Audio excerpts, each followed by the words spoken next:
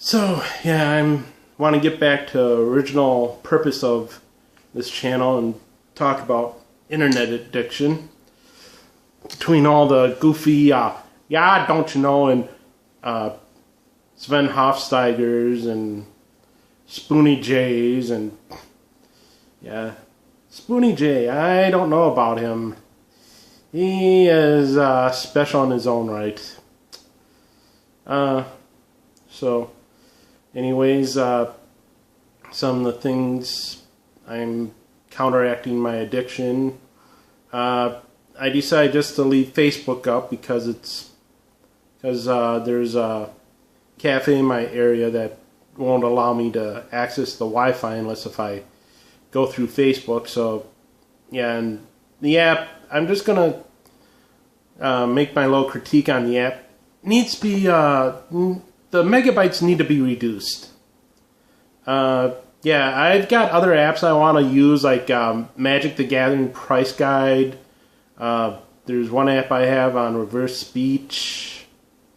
Oh yeah, Audible is another one I like to use. YouTube Music and of course YouTube for who knows how long. But yeah, and you know, Facebook, I'd rather be kicked off of Facebook because, yeah, it'd be something that as an internet addict, I'd flaunt around. I'd wear a t-shirt. I'd wear a t-shirt every day that'd say "kicked off of Facebook." Yes, I would wear a t-shirt that says something like that. And well, some of the various reasons, I could post a picture of my own dick. Otherwise, I could photograph myself completely, totally nude, but I don't want to gross people out. I could post some giant hentai titties, but no, that's just too cheap of a way to get kicked off of Facebook. But yeah, I figure, you know what, just disagree with the left, all the left policies and so forth. Yeah, that's one way, but... And also, yeah, I decided to wear this t-shirt. It's my cousin's kid. I'm sure some people probably see it, his name Brian, and probably the first part of his last name. Well, he's on the left, and a little far on the left for me, and his mom doesn't realize how far the left has gone and how nuts they are, and despite the fact I tell her to keep away from the crazy blue-haired feminists, and I even show her that little cartoon of the different eras of feminism, and you have like the first wave wanted women to vote and so forth, and then second wave, women who want to go into a chosen field or something, and then we get to the third wave. This is where it gets nuts, people. I've had to explain this tons of times to my friends and family. The third wave is basically overreach. Us men, we don't have those fucking rights. The patriarchy, this is how nuts it is. The idea of a patriarchy, that Alex Jones thinks it's nuts, okay? Alex Jones thinks it's nuts. The idea of a patriarchy. I probably agree with very small amount of stuff he says. I'm not sure about the frogs gay thing. Yeah, I think I did hear something about that. It was like some of the water and so forth, and yeah, that kind of like certain chemicals in foods and so forth, and I think basically he's just trying to sell his products. I do like his reporters, Millennium Millie, Paul Joseph Watson. I'm sure Mark Dice does stuff. Stephen Molyneux is on a lot, but yeah, so a lot of the people I do agree with that he has on his show. So yeah, as someone like him, of like say Bill O'Reilly or Mark Levin, he lets his reporters have their own YouTube channels and say their own things and so forth. I mean, I'm not sure about Mark Levin's or Bill O'Reilly's reporters. I mean, well, Bill O'Reilly when he was still on, but I'm not sure what he's doing right now. He might still be doing the same thing, trying to become some kind of correspondent in a sense. I mean, that's basically what people like Mark Levin, Bill O'Reilly, and Alex Jones do. They have like their own little group of reporters. They shoot stories at them and all this kind of stuff. I'm sure you've seen TMZ Live on, or the TMZ show on syndication. So, God, I'm still framed funny. Yeah, it's like some odd offshoot close up from like looked like something from Dark Place Hospital, and yeah, yeah, and it was kind of like that Star Trek parody show that Seth MacFarlane has coming up, where he tells the bad guy, "You're framed funny. Can you move 2 spaces left?" Yeah, and it's funny when the guy's like, "What?" I'm like, dude, you're on the monitor. I mean, even if I'd be like, oh yeah, sure, I would like that, but no. So yeah, that was kind of a funny joke there, but I'm not sure how that's gonna go. But oh boy, autism. That's autism for you. Anyways, yeah. Well, Aspergers to be more specific. I know it. Camera's right there, dummy. Yeah, I'm a little sweaty. Look how I glisten. I glisten like a sweaty ball.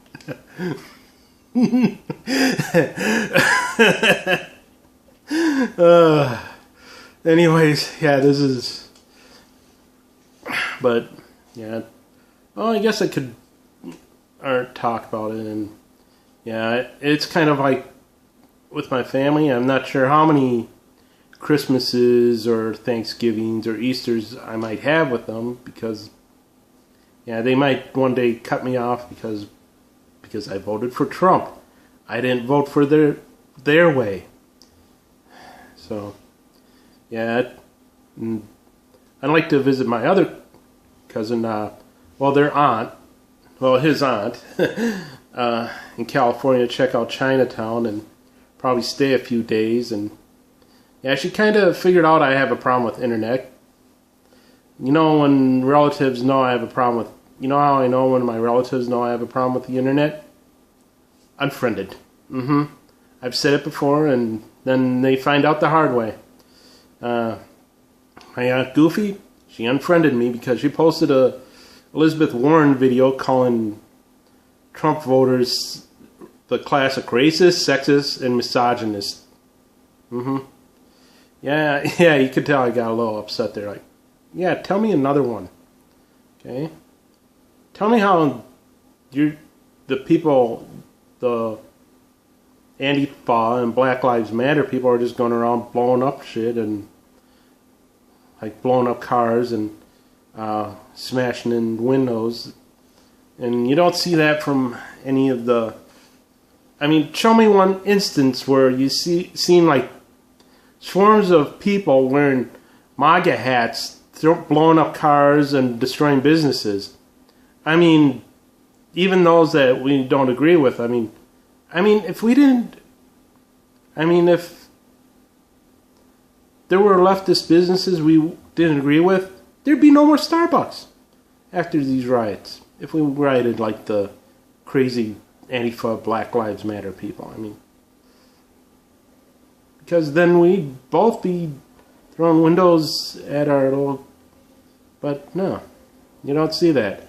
And then, oh yes, guess I might as well talk about her, since I decide I want to do more, kind of bring the whole shitlord of Sargon of Akkad, Chris Ray Gun, and Shoe on Head, and Margaret McLennan, and the Blair White and Milo Yiannopoulos type stuff, kind of more to a local level. I mean, yeah, I'm kind of talking about it right now. I might as well say, you know, everyone in all 50 states, Canada, let's say Mexico. Why not? I mean, yeah, they might be pretty much lost. I mean, who knows? I mean, someone down in Mexico might see this.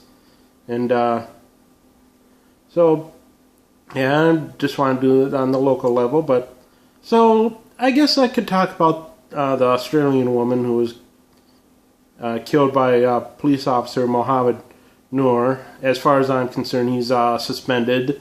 I kind of know how these police, what happens when a officer fires their gun.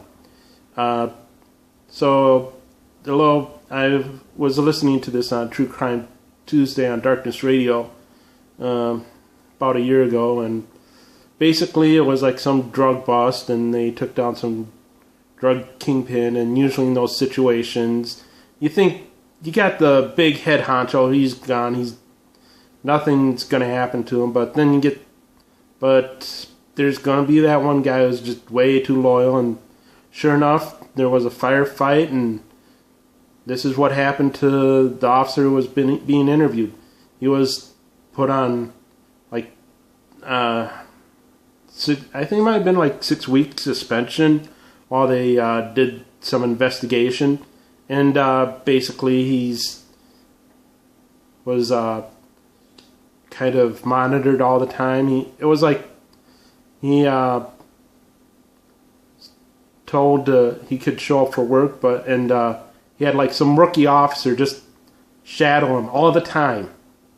Okay, you got some subordinate, some little dumbass just out of school shadowing you all the time, and it's like, if you want anything, you ask the rookie. His superior, the officer's superior, said, if you need anything, ask the rookie over here. He'll get you anything you want. And he's just sat there, does nothing. Yeah, it's basically cop jail. That's what cop jail is. You're just told to sit there, just show up to work, go back home. Yeah, I mean, we really can't do too much. I mean, it's house arrest too, and yeah, so that's kind of what it was, and that kind of thing. So yeah, he's suspended like that, and yeah, I could probably, I don't want to say what some of these moron groups think how cops get away with this and so forth. It's like, not really. That investigation, I've heard, is brutal. And yeah, so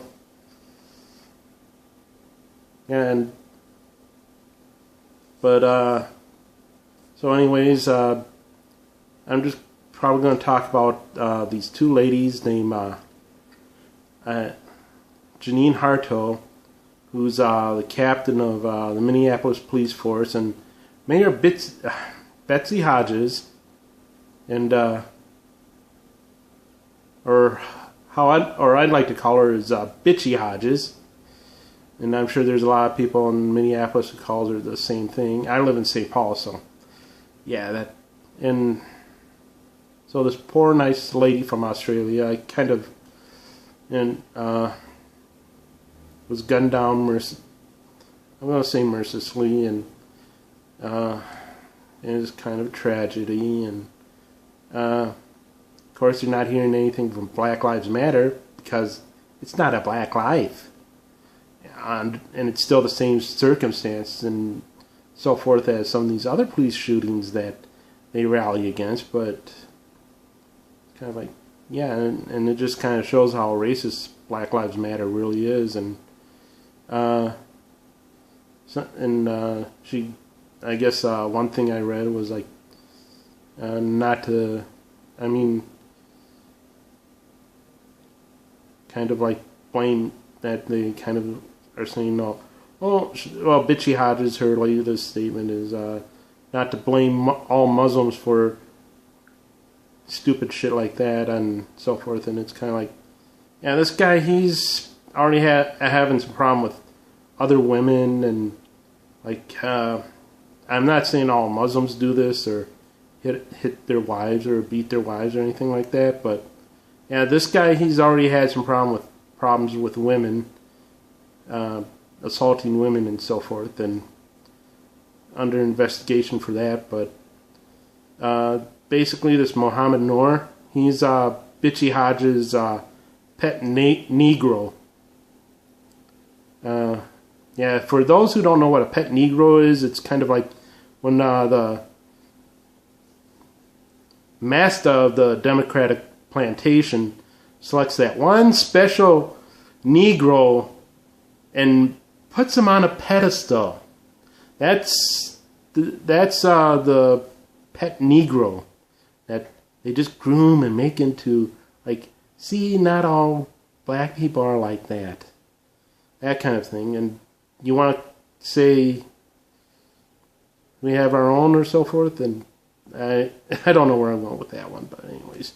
And see, I probably talked about 15 minutes, and I'm like, not going to go back, but yeah, so, and otherwise, if you don't like what my explanation of a pet Negro is, go look it up, okay? And don't like me saying the word Negro, that's your problem. I know the difference between Negro and the other N-word. And I am still kind of wondering if iDub should have got a pass on that Tana Mongeau video he did.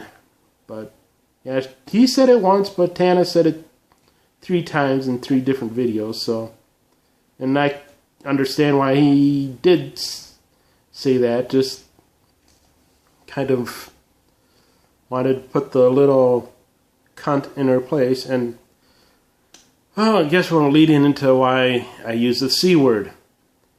It's the internet, and you tend to pick up certain words from Australian and English YouTubers and shitlords like, I don't know if rec feminists you call them that. He just brings in clips where women are just completely and utterly nuts. I picked it up from Bearing, Sugar Tits, I'm not sure if Sargon, I think he might have used that word a couple times. Oh, who else? I'm not sure if Charming Man's ever used it, but I'm sure he has. I'm thinking of some of the other English and Australian YouTubers out there who've used that word, so yeah, but if there's anyone who you want to blame for teaching me the word cunt, blame Sugar Tits. I'm going to blame Bearing and Sugar Tits for teaching Americans the word cunt. So, yeah. Yeah, thanks a lot. Yeah, watch out for them Australian bears. They're evil.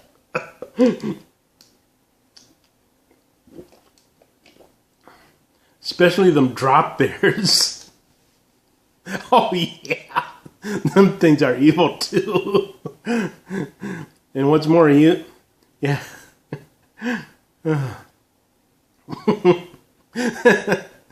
Oh, God. Well, I guess I kind of ran out of steam, so I guess it's bye for now. Ja!